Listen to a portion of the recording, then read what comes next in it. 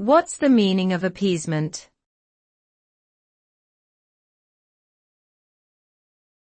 Appeasement.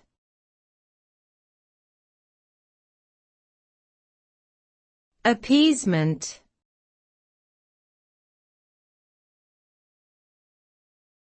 Appeasement.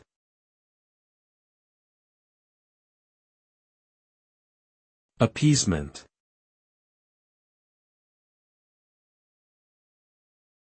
Appeasement refers to the policy of giving in to the demands of another country or group in order to avoid conflict. It usually involves making concessions or compromises with the hope of achieving peace or stability. However, history has shown that appeasement often leads to the opposite result, as it can embolden aggressive behavior and lead to further demands and aggression.